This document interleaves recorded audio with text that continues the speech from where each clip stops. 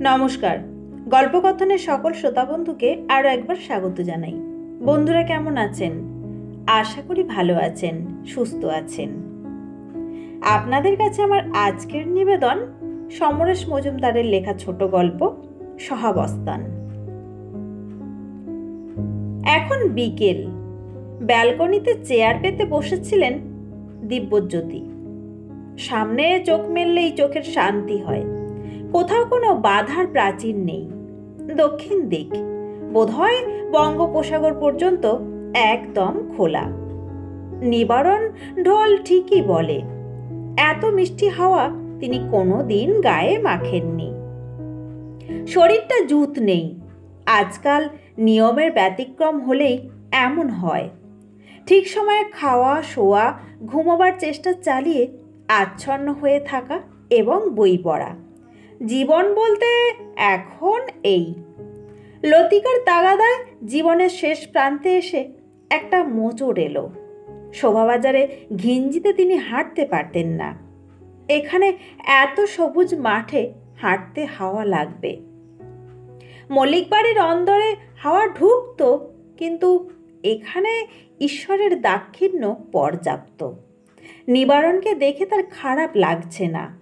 ওর সঙ্গে কথা বলেও আরাম পাওয়া যাবে। আশেপাশের ফ্ল্যাটের মানুষ যারা আসবে তারা কেমন হয় সেইটাই ভাবনার। দিব্যজ্যোতি খুশি মনে ঘরের ভেতরটা লক্ষ্য করলেন মুখ ফিরিয়ে, আর অমনি বুকের ভেতরটা ছ্যাঁত করে উঠল। কোনো আভিজাত্য নেই। দেশলাই বাক্সের মতো দেওয়াল, শুনতেই সব মিলিয়ে অনেক স্কোয়ার ফুট, কিন্তু কেমন খোপ খোপ। আজম্য মল্লিক বাড়ির সেই বিশাল থামওয়ালা বড় বড় ঘরে 12 ইঞ্চি দেওয়ালের মধ্যে থেকে এসে এটিকে খেলাঘর বলেই মনে হচ্ছে। খেলাঘর বটে।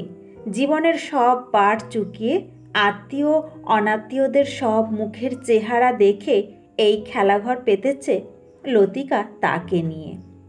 অত হাওয়া লাগিও না, ঠান্ডা লেগে যাবে। পেছনে এসে দাঁড়ালেন লতিকা। তারপর স্বামীর বুক গলায় একটা পাতলা চাদর জড়িয়ে দিলেন। ঠান্ডা লাগছিল না, কিন্তু এতে বেশ আরাম হলো দিব্যজ্যোতির। হেসে বললেন, কলকাতা শহরে গরমকালে চাদর জড়িয়ে বসে আছি, কি কাণ্ড! শোভাবাজারে এমনটা ভাবতেও পারেনি লতিকা। লতিকা চারপাশে তাকালেন। শুধু শূন্য মাঠ আর দূরে দূরে অর্ধসমাপ্ত কিছু বাড়ি। আকাশ এখন টকটকে হয়ে আছে, সূর্য ডুবু ডুবু। লতিকা বললেন, আহ, এত আরাম ভগবান আমার কপালে লিখে রেখেছিলেন, আমি স্বপ্নেও ভাবিনি গো। দিব্যজ্যোতি তাকালেন স্ত্রীর দিকে। বয়স সর্বাঙ্গে স্পষ্ট, কিন্তু চুলে পাক ধরেনি, দাঁতও পড়েনি। একটু মোটা হয়ে গেছেন বটে লতিকা, কিন্তু খাটতে দ্বিধা করেন না। এখন ওর দিকে পেছন ফিরে রেলিংয়ে ভর করে পৃথিবী দেখছেন যে মহিলা, তিনি তার স্ত্রী। সাদা শাড়িতে রং খুঁজে পাওয়া ভার। দিব্যজ্যোতি ডাকলেন, তু। লতিকা চমকে ফিরে তাকালেন। দিব্যজ্যোতি অবাক হলেন। কি হলো, অমন করলে কেন? লতিকা মৃদু মাথা নাড়ালেন। না, কিছু না, বলো। কিছু তো বটেই, বলো, বলতে চাও না? দিব্যজ্যোতি নিজের গলায় অভিমান শুনলেন। লতিকা হাসলেন। কি বলছিলে বলো, বুঝেছি। চা চাই? তাহলে মন্দ হয় না, কিন্তু তোমার ঝামেলা বাড়িয়ে কি লাভ? চা আর ভাতের ব্যবস্থা এসেই করেছি। এ বাড়িতে আজ নতুন তোমার জীবন। হ্যাঁ। কত বয়স হলো? বছর গুনো না, বছরের হিসেব আর ভালো লাগে না। কি বলছিলে তখন? লতিকা পাশে এসে দাঁড়ালেন। খুব অন্তরঙ্গ কিছু কথা বুকে ছটফট করছিল দিব্যজ্যোতির। তিনি জানেন লতিকা সেই কথাগুলো আন্দাজ পেয়েছে। দীর্ঘদিন ভালোবেসে একসঙ্গে থাকলে মাটিও আকাশকে বুঝতে পারে, কিন্তু এখন এই মুহূর্তে কথাগুলো উচ্চারণ করলে নিজের কানেই অন্যরকম ঠেকবে বলে মনে হলো তার। তিনি বললেন, বলছিলাম আমার গায়ের চাদর জড়িয়ে দিলে, কিন্তু নিজে তো এই হাওয়া গায়ে মাখছ। লতিকার চোখ ছোট হলো, তারপরেই হাসি ফুটল ঠোঁটে। আমার কিছু হবে না, মেয়েদের ঠান্ডা কম লাগে। শোভাবাজারে শীতকালে কীরকম জামা পরতাম, শরীরে এখন এত চর্বি, ঠান্ডাটা ঢুকবে কোত্থেকে? তুমি বসো, আমি চা আনছি। লতিকা চলে গেলেন ভেতরে। দিব্যজ্যোতি মাথা নিচু করলেন। এই সময়টা মন্দ কি? দুজনেই জানেন কথাটা বলা হলো না, কিন্তু অন্য কথার ভিড়ে তা ডুবিয়ে রাখাই মাঝে মাঝে আরামদায়ক। সারাটা জীবন শুধু যেমন অন্যের জন্য খরচ করে যাওয়া। আরেকটু বাদে উঠে দাঁড়ালেন দিব্যজ্যোতি। সত্যি শীত লাগছে এখন। হাওয়ার দাপট বাড়ছে, আকাশের গায়ে একটু কালো ছাপ। ঘরে ঢুকে আলো জ্বাললেন। নতুন বাল্বের আলোয় ঘরটা ঝকমকিয়ে উঠল। এইটা তাদের শোয়ার ঘর। কোনো মতে একটি খাট পাতা হয়েছে, আর কিছুই সাজিয়ে রাখা হয়নি। পাশের ঘরের দরজায় দাঁড়িয়ে সুইচ টিপলেন। এটি দ্বিতীয় শোয়ার ঘর। আপাতত এখানেই সমস্ত জিনিস স্তূপ করে রাখা হয়েছে। আলমারি থেকে চেয়ার, লতিকার রান্নার সব জিনিসপত্র, এগুলোও তিনি অনেক অনেক কাল দেখে আসছেন। শোভাবাজারের বাড়িতে যাদের মানাতো, এখানে তাদের দেখতে অস্বস্তি হচ্ছে। এই আধুনিক ফ্ল্যাটে পুরনো আসবাব বড় বেমানান, কিন্তু নতুন কিছু কেনার সামর্থ্য কোথায়? বাইরের ঘরের দরজা এসে আলো জ্বাললেন। সোফা সেট, ওই টুলটা ঠাকুরমার আমলের, এখনও কীরকম চকচক করছে।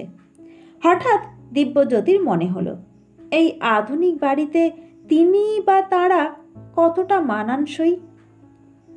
এই গিলে করা পাঞ্জাবি, কোচানো ধুতি আর সুতির চাদর। এই সময়ে সশব্দে কলিং বেল জানিয়ে দিল কেউ এসেছে। দরজা খুলতে গিয়ে সচেতন হলেন দিব্যজ্যোতি। আগন্তুক অবাঞ্ছিত কিনা তা জানবার জন্যে এখানকার দরজায় ছোট ফুটো থাকে। তাতে চোখ রেখে ভালো লাগলো তার। নিবারণ এসেছে। দরজা খুলে প্রসন্ন মুখে তাকালেন। এসো নিবারণ। সব ঠিক আছে? কোনো প্রবলেম নেই? নিবারণ হাত তুলে প্রশ্ন করল। বাইরে দাঁড়িয়ে তো সমস্যা নিয়ে আলোচনা করা যায় না, ভেতরে আসতে বলেছি। দিব্যজ্যোতির কথায় ভেতরে ঢুকে নিবারণ বলল, এ কি, জানলাগুলো খোলেননি কেন? ঘরে গুমোট হবে। বলেই সে জানালার দিকে এগিয়ে যাচ্ছিল। দিব্যজ্যোতি বাধা দিলেন, না না থাক, এখন মশা ঢুকবে। মশা? নো মশা হিয়ার। থাকলে একদম রোগা পটকা। থাক না, তুমি বসো। আসলে খুললেও তো বন্ধ করতে হবে। ততক্ষণে একটি জানালা খুলে ফেলেছে নিবারণ। বন্ধ করার ভয়ে খুলবেন না? ঠিক আছে, যাওয়ার সময় আমি বন্ধ করে দেব। আর দেখেছেন কি হাওয়া, কি পবিত্র। পবিত্র? দিব্যজ্যোতি চমকে উঠলেন। শব্দটা খুব ভালো বললে হে। তুমি কি কবিতা লেখো? পবিত্র হাওয়া, বাহ।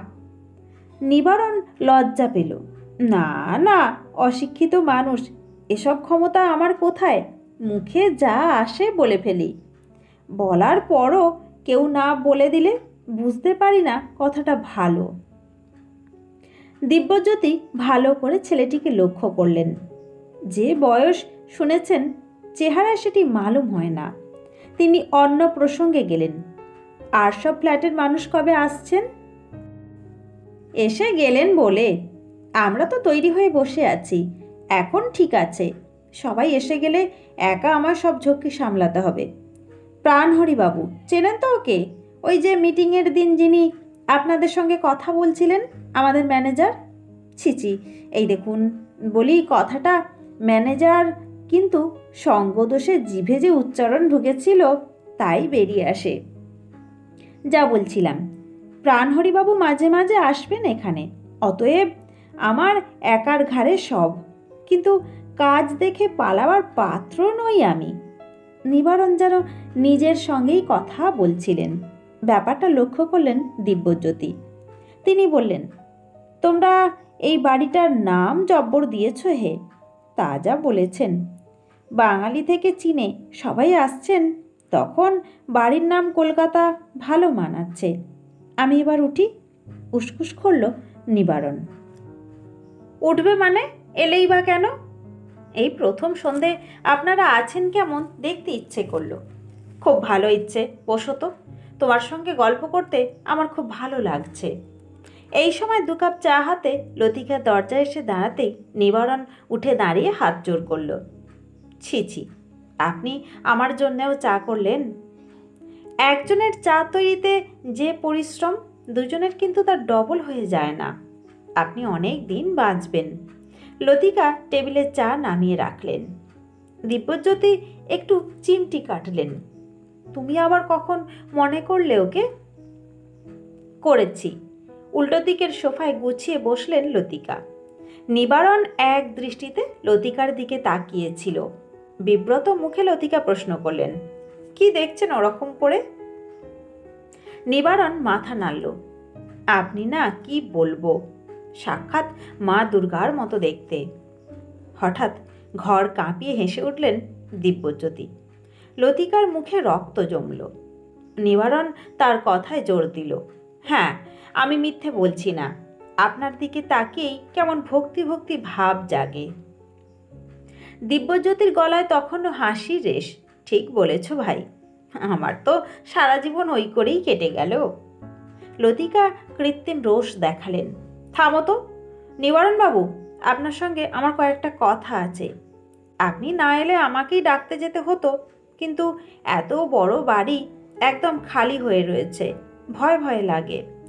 দিব্যজ্যোতি বললেন, এখন বাড়ি খালি বলে ভয় পাচ্ছ, বাড়ি ভরে গেলে আবার লোক দেখে হাঁপিয়ে উঠবে। উঠব, তবু শোভাবাজারের বাড়ির মতো ঘরকুনো হয়ে থাকতে তো হবে না। শুনুন, ওকে তো বলে কোনো লাভ নেই, একটা কথাও কানে ঢোকে না। আমার একজন পুরুত চাই, ভালো পুরুত। লতিকা আবদারের গলায় জানালেন। পুরুত মানে পুজো করবেন? এই তল্লাটে কোনো পুরোহিত আছে কি না মনে করতে পারল না নিবারণ। প্রাণহরিবাবু ব্রাহ্মণ, উনি পুরুতগিরি করেন কি না সেটা জানা নেই। হ্যাঁ, গৃহপ্রবেশ করলাম অথচ একটা পুজো হলো না, এটা খুব খারাপ ব্যাপার। আমি তাই বেশিরভাগ জিনিসপত্রে হাত দিইনি, পুজো করার পর গোছাবো। আপনি কাল সকালেই একজন পুরুত এনে দিন। খুব বড় কিছু নয়, একটা পুজো করে নেব। দিব্যজ্যোতি মন দিয়ে শুনছিলেন। এবার বললেন, ছাড়ো তো এসব, পুরুত নয়, আমাদের একটা ভালো কাজের লোক চাই। শোভাবাজারে যারা ছিল তারা পাড়া ছেড়ে এত দূরে আসতে চাইল না। তুমি ভাই একটা ঝি কিংবা চাকর দেখে দাও, নইলে তোমার ওই দুর্গা ঠাকুরানির ফাই ফরমাস খাটতে খাটতে আমার প্রাণ জেরবার হয়ে যাবে। লতিকা ফুঁসে উঠলেন, বাজে বকো না। শোভাবাজারে তো পায়ের ওপর পা তুলে থাকতে। লোক আজ না হোক কাল পেয়ে যাব, কিন্তু পুরুত আমার চাই কালকেই। ভয় পেও না, তোমাকে এই পুজোর ব্যাপারে কিছু করতে হবে না। এখানে কোনো ঠাকুর বাড়ি নেই। নিবারণ মাথা নাড়ল। আপনি তো কথাটা বলে ফেলেছেন, জোগাড় করার দায়িত্ব আমার। তবে একটা কথা, মন্ত্রটা নিয়ে খুঁতখুঁতুনি করবে না। লতিকা শিউরে উঠল। ও মা, সে কি কথা? দিব্যজ্যোতি হাসলেন। বিদ্যাস্থানে ভয়ে বচ, বঙ্গ গৃহিণীরা এই করেই মরল। মরি নিজের বাড়িতেই মরব। বিয়ের পর থেকেই মানধাতার আমলের বাড়িতে শরিকদের সঙ্গে ঝগড়া করে কাটাতে হয়েছে। তোমার আর কি, এখন একটু হাত পা মেলার সুযোগ পেয়েছি, হাজারোক নিজের বাড়ি বলে কথা। এই সময় দুম করে আলো নিভে গেল। নিবারণ বলল, এই এক জ্বালা, ঘাবড়াবেন না, জেনারেটর আছে, দেখি গিয়ে। নিবারণ অন্ধকারেই চা এক চুমুকে শেষ করে উঠে দাঁড়ালো। দিব্যজ্যোতি হা হা করে উঠলেন। অন্ধকারে যাবে কি করে? লতু, টর্চ আনো। নিবারণ বললেন, কিছু ব্যস্ত হবেন না। পেঁচাদের চেয়ে খারাপ দেখি না অন্ধকারে, কলকাতায় থাকতে থাকতে সেটাও অভ্যেস হয়ে গেছে। কাল আপনি আপনার পুরুত পেয়ে যাবেন, ঠিক সকাল সকাল আনবো। বাড়িটা এখন ঘুটঘুটে অন্ধকারে ডুবে রয়েছে। নিবারণ বেরিয়ে যাওয়ার পর দরজা দিয়ে লতিকা বললেন, এখানে ভূতের মতো বসে না থেকে বারান্দায় বসবে চলো। মোমবাতি আনোনি? দিব্যজ্যোতির উঠতে ইচ্ছে করছিল না। জানালা দিয়ে খারাপ হাওয়া আসছে না। লতিকা বললেন, এনেছি, তবে এখন খুঁজে পাবো না বলে অন্ধকারেই ঘর ছেড়ে বেরিয়ে গেলেন। কয়েক মুহূর্ত চুপচাপ বসে রইলেন দেবজ্যোতি। খালি বাড়িতে খুটখাট শব্দ হচ্ছে। দিব্যজ্যোতির মনে হলো খালি বাড়ি বলেই এই শব্দ, কিন্তু কিছুক্ষণ বাদেই তার অস্বস্তি আরম্ভ হলো। যেন ঘরের মধ্যেই তিনি শব্দের উৎস খুঁজে পাচ্ছেন। দিব্যজ্যোতি নিচু গলায় ডাকলেন, লতু। শব্দটা যেন কয়েক গুণ জোরে কানে বাজল। তিনি ধীরে ধীরে উঠতে গিয়ে হোঁচট খেলেন। ডান পায়ের বুড়ো আঙুলের নখে ব্যথা লাগলো, টেবিলের পায়ে ধাক্কা লাগায়। কিন্তু দাঁড়িয়ে থাকতে সাহস হলো না। শোভাবাজারে কোনো কালে ভূতের ভয় পায়নি। ওরা এক জেঠিমা তান্ত্রিকদের খুব মানতেন। বিডন স্ট্রিটে এক তান্ত্রিকের কাছে যাওয়া আসা ছিল তার। তন্ত্রমতে পেট পাঠানো যায় কারো ক্ষতি করতে, অথবা কেউ ক্ষতি করছে জানলে সেই প্রেতকে দিয়ে পাহারা দেওয়ানো যায়। এসব কথা শুনে শুনে নেশা চড়িয়ে দিয়েছেন। এখন তার মনে অন্য রকমের ভয় এলো। এই বিশাল শূন্য বাড়িতে একা থাকাটাই অসম্ভব। শব্দগুলো নানা রকম মানে হয় কানের ভেতর ঢুকছে। দিব্যজ্যোতি হাতড়ে হাতড়ে বারান্দায় চলে এসে থমকে দাঁড়ালেন।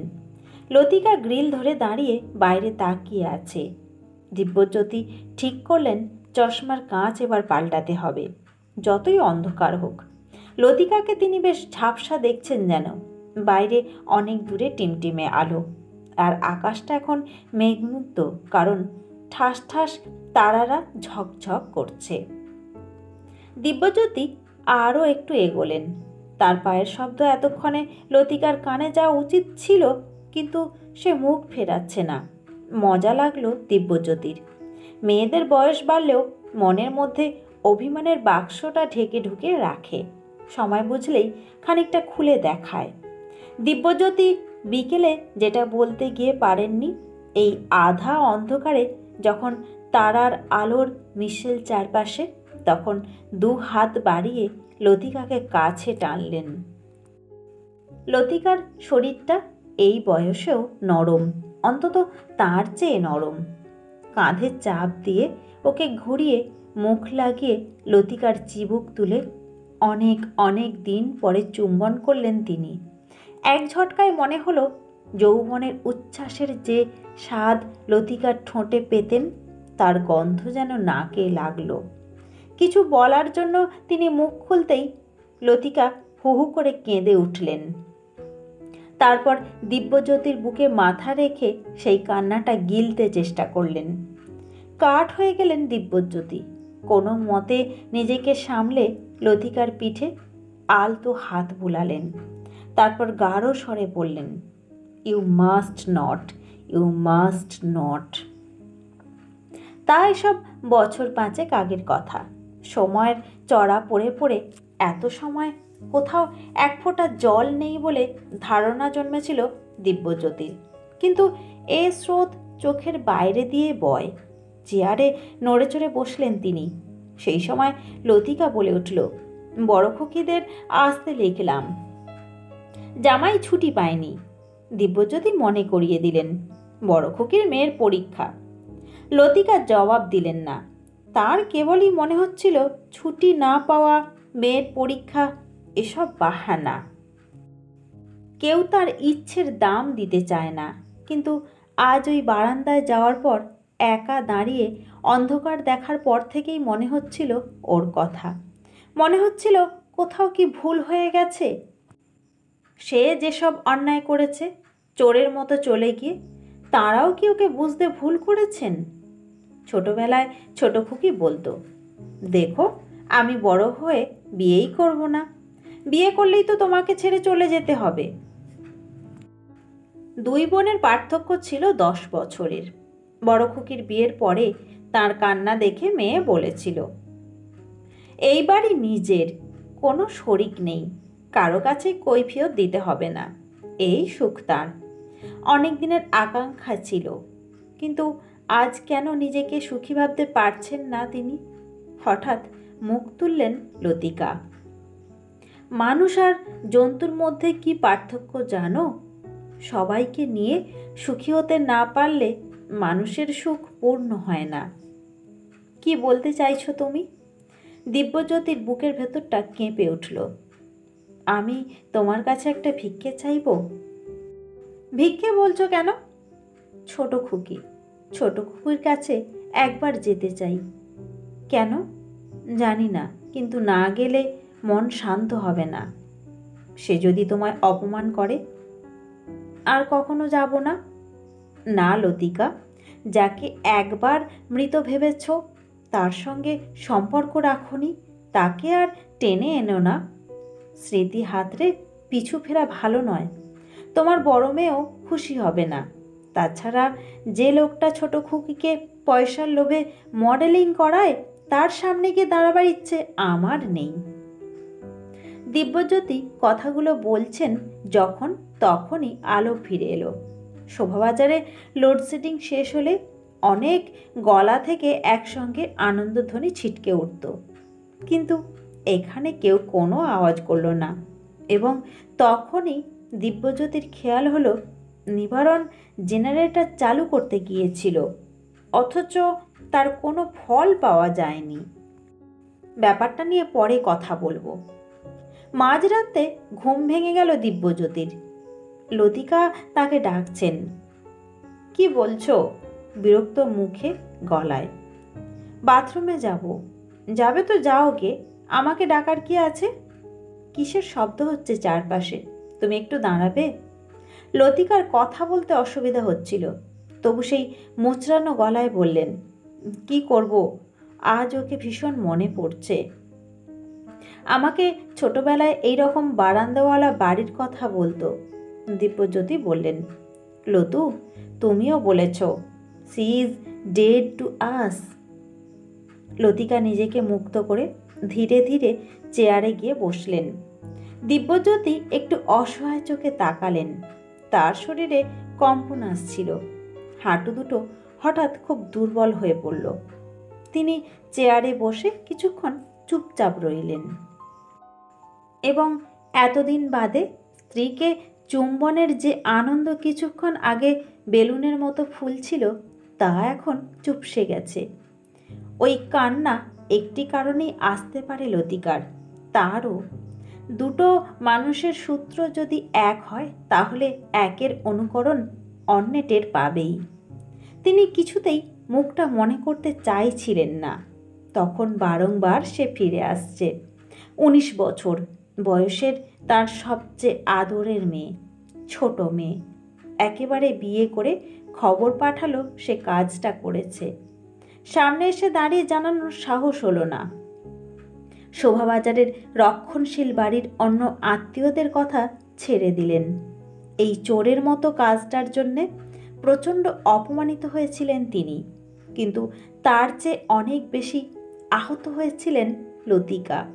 বড় মেয়ে সম্বন্ধ এনেছিল। বড় জামাইয়ের অফিসে কাজ করত ছেলেটি, দিল্লিতেই বাড়ি।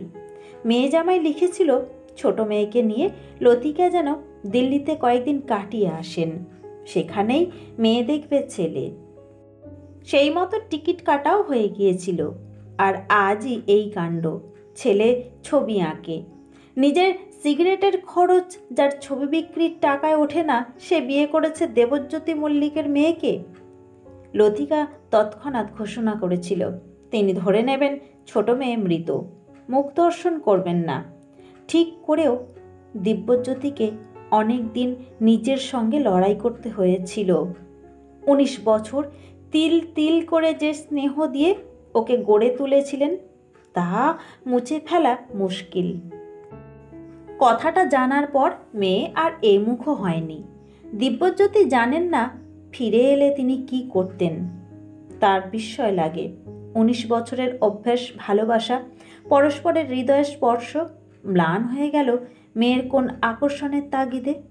কয়েক বছরের বা মাসের মধ্যে একটি পুরুষ কোন জাদুতে এত মূল্যবান হয়ে ওঠে? তারপর যখন কাগজের বিজ্ঞাপনে মেয়ের মোহিনী ছবি দেখতে লাগলেন, বুঝলেন মেয়ে মডেলিং করছে পেট ভরাতে, তখন তলানিটুকুও চলে গেল মন থেকে। দাঁড়াবো আমি বাথরুমের দরজায়? তুমি কি কচি খুকি? লতিকা আর কথা না বলে নেমে গেলেন বিছানা থেকে। নতুন জায়গা, দেওয়ালের গন্ধ এখনো মরেনি। ঘুম আসছিল না প্রথম রাতে, তাও যদি এলো, লতিকার ভূতের ভয় সেটা ভাঙিয়ে দিল। বালিশে মুখ ডুবিয়ে নিজের শরীর অনুভব করছিলেন দেবজ্যোতি। হঠাৎ কানে একটা শব্দ বাজল। না, খালি বাড়ির শব্দ নয়, লতিকার হাত থেকে মগ পড়ে গেছে নিশ্চয়ই। তিনি আবার ঘুমোবার চেষ্টা করলেন, কিন্তু আর ঘুম আসছে না। দিব্যজ্যোতি চিত হয়ে শুতেই মনে হলো লতিকা এখনো ফেরেননি। যতই হোক, এতক্ষণ কারো বাথরুমে থাকা বাড়াবাড়ি। তিনি শুয়ে শুয়েই ডাকলেন, লতু। কেউ সাড়া দিল না, অথচ বাথরুমটা তো লাগোয়াই। দিব্যজ্যোতি উঠলেন, চশমাটা নিতে গিয়েও নিলেন না। ভেজানো দরজা, ভেতর থেকে ছিটকিনি দেওয়া নেই। দিব্যজ্যোতি আবার ডাকলেন, লতু, তোমার হয়ে গেছে? কয়েক মুহূর্ত অপেক্ষা করেও সাড়া না পেয়ে দরজায় চাপ দিতেই বুক নিংড়ে আর্তনাদ ছিটকে উঠল দিব্যজ্যোতির। লতিকা বাথরুমের মেঝেতে পড়ে আছেন। দৌড়ে কাছে যেতে গিয়ে দেওয়াল ধরে নিজেকে সামলালেন দিব্যজ্যোতি। শরীরটা যে এত বিকল হয়েছে তা আন্দাজও ছিল না। তার নিজের বুক ধড়াস ধড়াস করছে, চোখের দৃষ্টি ঝাপসা হয়ে আসছে। কোনো রকমে তিনি লতিকার শরীরের সামনে উবু হয়ে বসলেন।